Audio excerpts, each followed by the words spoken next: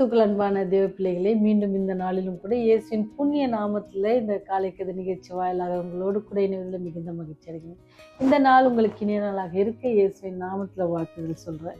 என்ன அப்படின்னு சொன்னால், இன்னைக்கு வருகிற வாக்குத்தத்தின் செய்தி எபிரேயர் 4:16 ஆதலால் நாம் இரக்கத்தை பெறவும் ஏற்ற காலத்தில் சகாயம் செய்யும் கிருபையை அடையவும் தைரியமாக கிருபாசன தண்டையிலே சேர கடவோம் அப்படின்ட்டு சொல்லப்பட்டிருக்குது.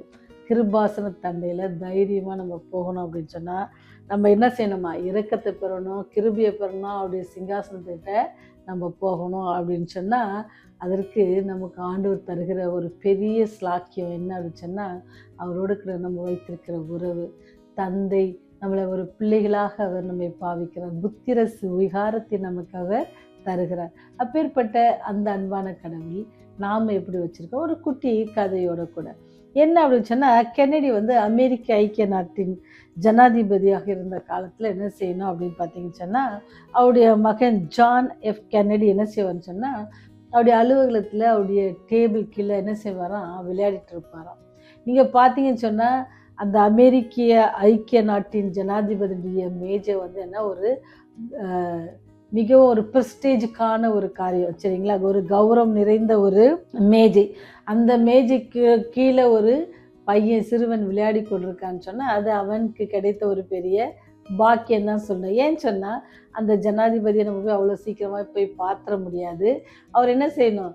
அவரை சுற்றிலும் பெரிய காவல் வைத்திருப்பாங்க, நிறைய அவருக்கு பாதுகாவல் இருக்கும். நம்ம நினச்ச நேரம் போய் பார்க்க முடியாது. ஆனால் அந்த ஜான் கென்னடிக்கு என்ன அப்படின்னு சொன்னால், ஜானுக்கு என்ன ஸ்லாக்கியம் கிடச்சிச்சின்னா, அங்கே அந்த டேபிள் கீழே அவன் விளையாடி இருக்கும்போது யாரும் போய் நீ ஏன் அங்கே விளையாடுறன்னு கேட்க முடியாது, அவனை அங்கேருந்து அப்புறப்படுத்த முடியாது. ஏன்னு சொன்னால் ஒரே ஒரு ரீசன் தான். என்ன ரீசன்னா, அங்கே மேஜிக்கிட்ட இருக்கிறது யாருன்னா அவருடைய அப்பா, அவருடைய தந்தை அங்கே இருக்கிறதுனால அந்த ஸ்லாக்கியம் யாரும் கிடைக்குதுன்னு சொன்னால் கென்னடிக்கு கிடைக்குது. நீங்கள் இதே போல் தான் வெளிப்படுத்தல் 4 பார்த்தீங்கன்னு சொன்னால், வல்லமையான அறை குறித்து என்ன செய்யணும் அங்கே பேசப்படுகிறது.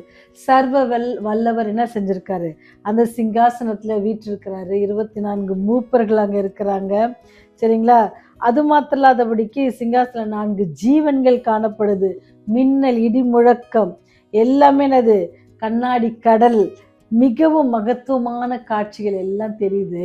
அங்கே என்ன செய்யறது? மிக வல்லமையுள்ள தேவன் வீற்றிருக்கும் பரிசுத்தமும் மிகுந்த மகத்துவம் நிறைந்த சிங்காசனம் அறையில் யார் என்ன செய்யலாம்?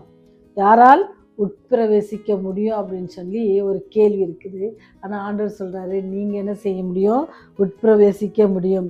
ஏன்னு சொன்னால், நாம் ஜெபிக்கும் பொழுது பாவிகளாகிய நம்மேல் மகத்துவமான அந்த வல்லமை அந்த அறைக்குள் பிரவேசிக்க நம்மளால முடியும். நம்முடைய பாவத்திற்காக மன்னிப்பு கேட்டு நம்ம என்ன செய்ய முடியுமா?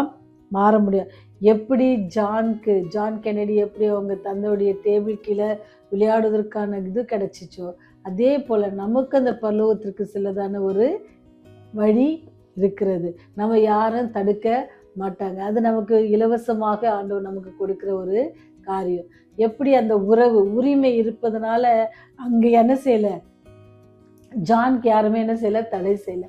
அதே போல் நீங்களும் நானும் பரலோக தேவனத்தில் நம்முடைய உறவை ரொம்ப தந்தை மகன் அல்லது தந்தை பிள்ளைகள் என்ற அந்த உறவு இருக்குன்னு சொன்னால், எப்படி நம்ம வீட்டுக்குள்ளே நம்ம எவ்வளோ தைரியமாக வருகிறோமோ அதே போல் அவருடைய சிங்காசனத்துக்கிட்டே நம்ம தைரியமாக போவோம். தப்பு செஞ்சுட்டோம்னு சொன்னால் நமக்கு என்ன செய்வாங்க? பெற்றோர்கள் தண்டனை செய்து நமக்கு அதுக்கப்புறம் சாப்பாடு கொடுக்காம விட்டுருவாங்களா? தப்பு சொல்லி கொடுப்பாங்க, தப்பு செய்யக்கூடாது சொல்லி கொடுப்பாங்க.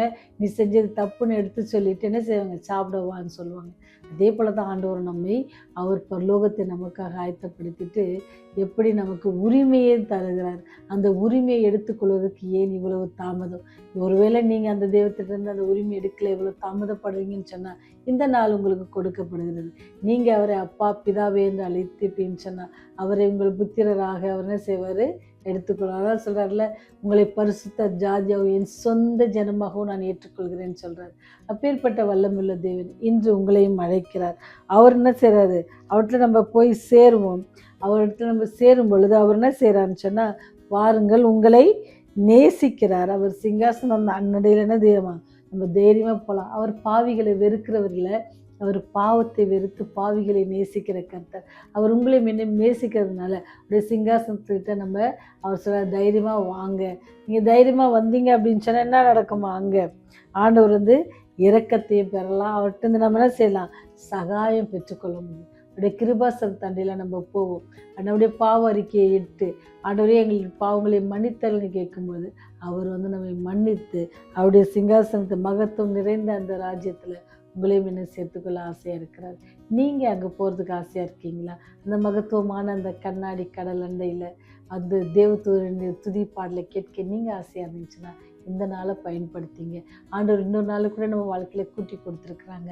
அந்த நாளை நீங்கள் பயன்படுத்திங்கன்னு சொன்னால் தேவன் உங்களை ஆசீர்வதிக்க காத்திருக்கார். ஜெபம் செய்வோமா? வல்லமையின் தேவனே, உம்மை அப்பா என்று அழைக்கப்படும் சுவிகாரம் தந்ததற்காக உம்மை சோஸ்தரிக்கிறோம் சாமி. உடைய பிள்ளைகளாக எங்களை ஏற்றிக்கொண்டீர அதற்காக உம்மை துதிக்கிறோம், சோஸ்தரிக்கிறோம் ராஜா. எங்களுடைய பாவங்களை பாராதபடிக்கு, எங்களுடைய பாவத்துக்கு ஏற்றபடி எங்களை தண்டியாதபடிக்கு ஒவ்வொரு நாளும் உடைய கிருபையினாலும் உடைய புதிய இரக்கங்களினாலும் எங்களை முடிசூட்டி எங்களை வழிநடத்துவதற்காக நன்றி ஆண்டவரே. உண்ண உணவு, உடுக்க உடை, இருக்க குறைவில்லாமல் தந்து எங்களை பாதுகாக்கிறதற்காக நன்றி செலுத்துகிறோம். எங்களுடைய எல்லா பாவத்தையும் மன்னித்து ஆண்டவரே கடலின் கடையாந்திரங்கள் நான் போட்டு விடுவேன் என்று சொன்ன தகப்பனை துதிக்கிறோம், சோஸ்திரிக்கிறோம். இந்த நாளிலும் கூட யாராவது கண்ணீரோடு பாதத்தில் ஜெபிப்பாங்கன்னு சொன்னா அவருடைய கண்ணீர்களெல்லாம் துடைத்து அவளுக்கு சந்தோஷம் சமாதானத்தை கட்டளையிடுங்க ஆண்டவரே. ஆஸ்பத்திரியில் இருக்கிற பிள்ளைகளுக்காக ஜெபிக்கிறோம் ஆண்டவரே. வியாதினால் கஷ்டப்படுகிற பிள்ளைகளுக்காக ஜெபிக்கிறோம் ஆண்டவரே. அறுவை சிகிச்சை முடிந்து ஆண்டவரே கஷ்டப்படுகிற பிள்ளைகளுக்காக கூட ஜெபிக்கிறோம். சுகத்தை பலத்தை துரிதமாக பெற்றுக்கொள்ளவும் தேவன் எங்களுக்கு போதுமானவராக இருந்தார். இவருடைய நோய்வாய்ப்படுக்கையை மாற்றி போட்டார் என்று சொல்லி ஆண்டவரே அவர் இருக்கிற இடங்களில் சபைகளிலும் சங்கத்திலும் ஆண்டவரே அவள் சாட்சி பகரனே அவளுக்கு கிருபை செய்யுங்க. பாதுகாத்து கொள்ளுங்க, வழிநடத்துங்க, கிருபையா இருங்க. ராஜ்யம் வரும்போதை நினைத்தல்ல வேண்டுமா? இயேசுனுடைய ஜெபிக்கிறோம் நல்ல தகப்பனே, ஆமென்.